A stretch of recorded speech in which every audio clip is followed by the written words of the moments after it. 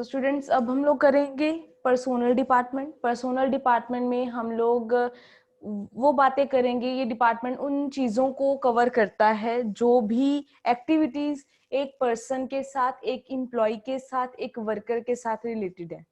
अब वो कौन कौन सी चीजें हैं, स्टार्ट करते हैं विद रिक्रूटमेंट।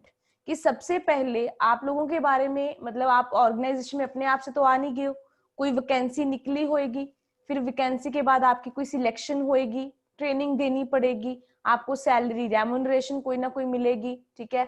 अलाइड मैटर्स जो हैं आप लोगों के साथ, जितने भी आपके साथ रिलेटेड हैं, कोई रिकमेंडेशन दी गई थी किसी भी तरीके से, सो ये सारी चीजें आपके साथ रिलेटेड है। तो ये फिर जो इसके लिए वो क्या करते हैं, एक अलग से डिपार्टमेंट बना देते हैं, उसका नाम है पर्सोनल डिपार्टमेंट। जितनी एक्टिविटीज आपके साथ रिलेटेड हैं, अभी जो मैंने फर्स्ट 2 लाइंस में जितनी चीजें पढ़ी हैं, ये कौन कौन सी चीजें हैं? आपको ऑर्गेनाइजेशन में बुलाना, सिलेक्शन करना, ट्रेनिंग देना, पैसे देना, फिर प्रमोशन, ट्रांसफर आप लोगों की, ये सब चीजें इसके साथ रिलेटेड हैं। इसके अलावा आपके और भी रिकॉर्ड्स को मेंटेन करना पड़ता है, बहुत सारे और फंक्शंस जो है इस डिपार्टमेंट को परफॉर्म करने पड़ते हैं। वो कौन कौन से फंक्शंस हैं? फर्स्ट वन लिखा है टू एडवर्टाइज वैकेंसी, ब्रैकेट में डाल लीजिए रिक्रूटमेंट। वैकेंसी निकालना ये कहाँ पे आता है? रिक्रूटमेंट में, मैंने अभी आप लोगों को बताया, ठीक है। सो सबसे पहले वैकेंसी निकाली गई, वैकेंसी के बाद क्या होता है? आप लोगों ने ऑर्गेनाइजेशन में अप्लाई किया, मतलब आपकी सिलेक्शन हुई। जब आपको मैंने सिलेक्ट कर लिया, तो क्या तुम लोगों को मशीन चलानी आती थी? माना आप लोगों ने मान लो बीटेक करी हो, माना आप लोगों के पास कोई प्रॉपर क्वालिफिकेशन हो, पर उसके बाद आप लोगों को एकदम से मशीन चलाने के लिए बोल दिया जाए, तो आप चला सकते हो? नहीं। उसके लिए आपको क्या चाहिए? ट्रेनिंग चाहिए। सो क्या था, पहले वैकेंसी निकली, फिर आपकी इंटरव्यू हुई, सिलेक्शन हुई, देन उसके बाद आपको ट्रेनिंग दी गई। ट्रेनिंग के बाद आपने अच्छा खासा काम करना स्टार्ट कर दिया, फिर आपको क्या दिया जाएगा? एडमिनिस्ट्रेट करेंगे वो कि वेजेस या आप लोगों को सैलरीज कितनी कितनी दी जाए। और लास्ट में उन्होंने लिखा है आपके रिकॉर्ड्स रखे जाएंगे, रिकॉर्ड्स की कितनी सैलरी दे चुके हैं, आपका नाम क्या है, आपका एड्रेस क्या है, ये सारी चीजें आप लोगों के पास होगी। उसके बाद लिखा है, ये तो मेन है, ये इसको आप एज ए प्रोसेस भी इस तरीके से याद कर सकते हैं, आपको यहाँ तक याद रहेगा। इसके अलावा to help top management to take decisions like promotion, lay off, transfer. Lay off होता है टेम्परेरीली, कुछ टाइम के लिए आपकी सर्विसेज को खत्म करना या बंद करना। लिख लो, टेम्परेरीली आपकी सर्विसेज को कुछ टाइम के लिए बंद करना। फॉर एग्जाम्पल, अब जैसे विंटर आ गया है, आपको क्या लगता है कि सर्दियों की वेट करते हैं वो, कि सर्दियां आएंगी तो स्वेटर बनाने स्टार्ट करेंगे या कोट बनाने स्टार्ट करेंगे? तो वो क्या करते हैं, इसकी सारी प्रोडक्शन वो गर्मियों में कर लेते हैं और सर्दियों में आके वो चीजें बेचते हैं। अब ऐसी फैक्ट्रीज वो सर्दियों में क्या रहेगी, कुछ टाइम पीरियड के लिए बंद रहेगी, और वो गर्मियों में ऑन रहेगी, ठीक है। तो फिर हमें तब वर्कर नहीं चाहिए ना, तो कुछ टाइम पीरियड के लिए वो चल रही है, कुछ 6 महीने के लिए चलती है, 6 महीने के लिए बंद होती है, वो ले ऑफ होता है, ठीक है। तो यहाँ पे लिखा है प्रमोशन, आपको पता ही है, आपको प्रमोट करना। ट्रांसफर है एक जगह से दूसरी जगह पे या दूसरी ब्रांच में आपको ट्रांसफर करना। सो ये सारे डिसीजंस जो हैं वो भी जो है वो पर्सोनल डिपार्टमेंट लेता है। नेक्स्ट वन लिखा है to achieve harmonious relation between employees and employer. तो यहाँ पे प्रॉपर कि आप लोगों के बीच में कॉर्डियल रिलेशनशिप बने रहे, ठीक है, कोई प्रॉब्लम ना आए, लड़ाई झगड़े ना हो, ये सब चीजें जो है वो कौन देखता है? एक पर्सोनल डिपार्टमेंट। तो इन शॉर्ट अगर आप ये देखो कि पर्सोनल डिपार्टमेंट का काम क्या है या पर्सोनल डिपार्टमेंट करता क्या है, तो हमें ये पता चल जाएगा कि ये लोगों के साथ डील करता है, इनकी बातें हैं सारी, ठीक है जी। अब आता है नेक्स्ट डिपार्टमेंट, वो है हमारा प्रोडक्शन डिपार्टमेंट। प्रोडक्शन डिपार्टमेंट में उन्होंने लिखा है this department deals with clerical work. कौन से क्लरिकल वर्क की वो बात कर रहे हैं? जो काम प्रोडक्शन ऑफ फिनिश गुड्स के साथ रिलेटेड है। एक चीज मैं आपको बता दूं, आपने कंफ्यूज नहीं होना जब आप लोगों को ऐसे डिपार्टमेंट पूछा जाता है कि प्रोडक्शन डिपार्टमेंट क्या है और परचेज डिपार्टमेंट क्या है, क्योंकि प्रोडक्शन डिपार्टमेंट सिर्फ फिनिश गुड्स को कन्वर्ट कराने के लिए है, ठीक है। रॉ मटेरियल को फिनिश गुड्स में कन्वर्ट कराने के लिए यही काम है उसका। पर परचेज डिपार्टमेंट का काम क्या है? सिर्फ परचेज करना, प्रोड्यूस करना उसका काम नहीं है। सो डिफरेंस है दोनों में। तो हम बात कर रहे थे, वहां पे इन्होंने बात करी थी कि जो आप लोगों का एक प्रोडक्शन डिपार्टमेंट है वो फिनिश गुड्स के साथ जो भी है उसका लेना देना है, कि रॉ मटेरियल जो था आ गया था, परचेज डिपार्टमेंट ने खरीदा था, अब उसको कन्वर्ट कराना है, मशीन्स की हेल्प से कराना है या आप लोगों की हेल्प से, हैंडमेड भी चीजें बनती है ना, तो लोगों की हेल्प से कराना है, ये जो चीजें हैं वो प्रोडक्शन डिपार्टमेंट खुद से देखेगा। एग्जाम्पल लिखी थी उन्होंने, production and quality control, material handling, control of stock, so on. ये सारी चीजें किस में आती हैं? प्रोडक्शन में। क्वालिटी कंट्रोल में क्या होता है? आप जो चीजें प्रोड्यूस कर रहे हो, मेक श्योर वो गुड क्वालिटी की होनी चाहिए, स्टैंडर्डाइज्ड होनी चाहिए, नहीं होंगी तो चीजें आपकी बिकेंगी नहीं।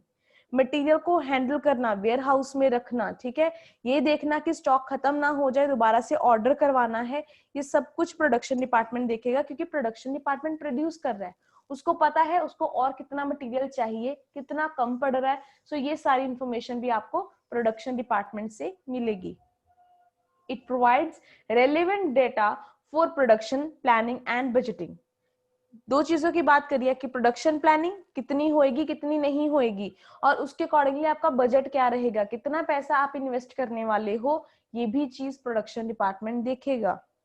So the main function of this department are as follows: to deal with production activities, जितनी भी एक्टिविटीज आ जाती, चाहे उसमें मशीन को सेटअप करके उस पे काम करना है, उसको चलाना है, ये सारा काम। उसके बाद स्टॉक रिकॉर्ड्स, स्टॉक जो आपके पास रॉ मटेरियल पड़ा है उसका रिकॉर्ड रखना, कितना यूज कर लिया, कितना नहीं किया, क्योंकि परचेज डिपार्टमेंट ने परचेज करके अपना जो भी अपने पास रिकॉर्ड रखना था, आपको स्टॉक दे दिया, आपने उसमें से कितना यूज किया, कितना नहीं किया, वो आप रिकॉर्ड बनाओगे। आप मतलब यहाँ पे प्रोडक्शन डिपार्टमेंट बनाएगा। To prepare cost accounting records, cost accounting, cost का मतलब कितना खर्चा आया, बिजली का या आपका मशीन चलाने का, कितना आप लोगों ने खर्चा किया, ये आप लोग अलग से देखोगे। नेक्स्ट लिखा है उन्होंने, to prepare wages salary bills of factory workers. तो क्योंकि काम प्रोडक्शन डिपार्टमेंट कराता है तो ये सब कुछ उसको ही पता होएगा कि कितनी वेजेस देनी है, कितनी सैलरीज बन रही हैं वर्कर्स की। अगर आप यहाँ पे इसको थोड़ा सा कंसाइज कर लो तो ज्यादा अच्छा रहेगा। अगर आप ये लिखो, टू प्रिपेयर वेजेस, जो भी आप लोगों ने वेजेस रिकॉर्ड ऑफ वर्कर्स, ठीक है, क्योंकि सैलरी बिल्स जो है वो सैलरी वर्कर्स को नहीं मिलती। मतलब अगर मैं इस पॉइंट को पढ़ूं तो ये सही भी है, बट अगर टेक्निकली मैं इस पॉइंट को पढ़ूं तो सैलरी कभी वर्कर को नहीं मिलती, सैलरी इंप्लॉइज को मिलती है। सो इसलिए मैं बोल रही हूँ अपनी क्लैरिटी के लिए कि आप यहाँ पे लिख लो, to prepare wages records of factory workers, क्योंकि वेजेस ही वर्कर्स को मिलती हैं, सैलरी वर्कर्स को नहीं मिलती। आगे आ जाते हैं। To provide assistance to top management for production planning, क्योंकि मैंने प्रोडक्शन की है, मुझे ज्यादा इन्फॉर्मेशन है, तो मैं टॉप मैनेजमेंट की भी हेल्प इस चीज में कर सकती हूँ। उसके बाद नेक्स्ट हमारे पास आता है मार्केटिंग एंड सेल्स डिपार्टमेंट। अब मार्केटिंग और सेल्स डिपार्टमेंट क्या कहता है? सेल्स डिपार्टमेंट का मतलब क्या है? चीजों को बेचना। हमने चीजें परचेज डिपार्टमेंट में ले आए, प्रोडक्शन में उसको प्रोड्यूस कर दिया, नेक्स्ट स्टेप है उन चीजों को बेचना। The sales department deals with forms and records related to the sale of finish goods.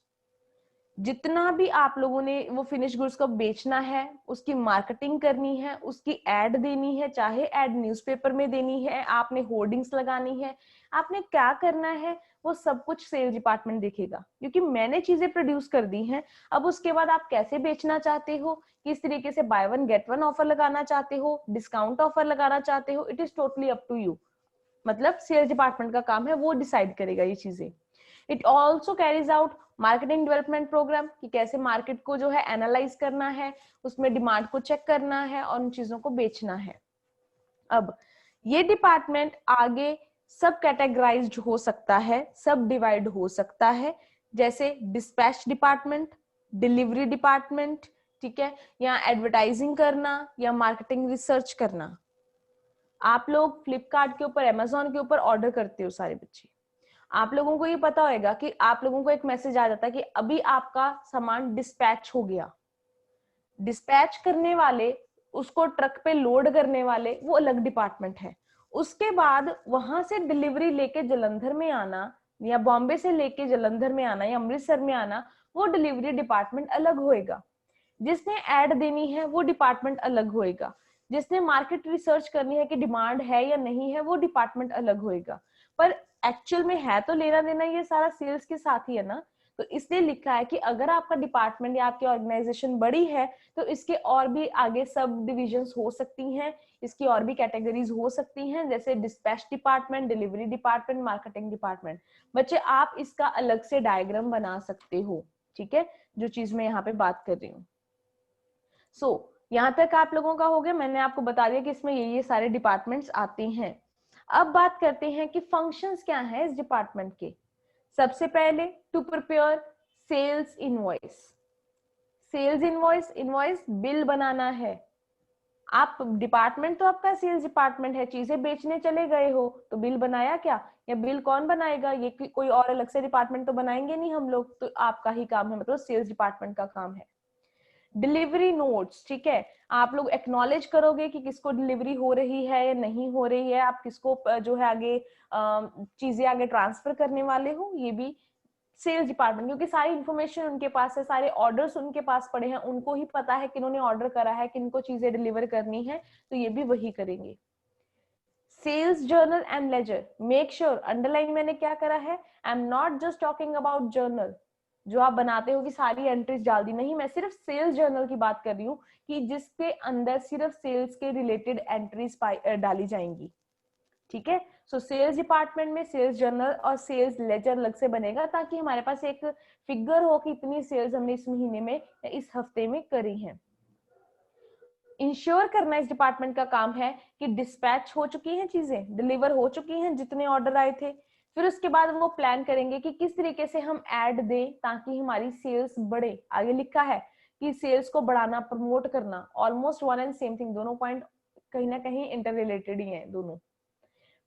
Advertisement जो है वो आपने प्लान करनी है कि आप लोग जो है वो मतलब स्कूल्स में जाके ऐड देना चाहते हो, क्योंकि कई बार आपने स्कूल्स में देखा है ना, कोई ना कोई जो है जैसे सैनिटरी नैपकिन्स के लिए, या फिर कई बार कुरकुरे या ये टेढ़ा मेढ़ा, इस तरीके जब ये नए प्रोडक्ट्स आए थे तो ये कॉलेज स्कूल्स में जाके इन चीजों को सेल करते थे, ऐड देते थे, ताकि लोग एक बार टेस्ट करें और उन चीजों को दोबारा से लें। यहाँ पे इन्होंने लिखा है कि आप प्लान करो कि आप ऐड कैसे दोगे, सेल्स को कैसे बढ़ाना है, मार्केट रिसर्च करो कि और किस किस चीज की डिमांड बढ़ रही है या कम हो रही है, क्योंकि सेल्स करनी है ना मैंने, जहां पे ज्यादा सेल्स होंगी वहां पे मैं चीजें बेचूंगी अपनी जाके। To develop sales policy, sales policy आगे ब्रैकेट में डाल लीजिए, लिबरल और स्ट्रिक्ट, लिबरल पॉलिसी और स्ट्रिक्ट पॉलिसी, जिसको आप क्रेडिट पॉलिसी भी कहते हो, कि आप जो सेल्स करोगे वो उधार पे करोगे या वो सेल्स जो है आप लोग कैश के ऊपर करोगे। क्रेडिट, आप जाते हो ना कई बार मार्केट में और आपको वहां पे आप उधार करके आते हो कि बाद में पेमेंट कर देंगे, उनकी सेल्स पॉलिसी क्या है, ठीक है। तो आप लोग जो है आप उधार कर सकते हो या आपको कैश पेमेंट ही करनी पड़ेगी, ये भी डिसाइड सेल्स डिपार्टमेंट अपना अलग से करेगा, ठीक है। यहां तक हम लोगों ने अभी 3 डिपार्टमेंट्स अपने कवर कर लिए हैं। इनको हम लोग एक एक करके दोबारा से रिवाइज कर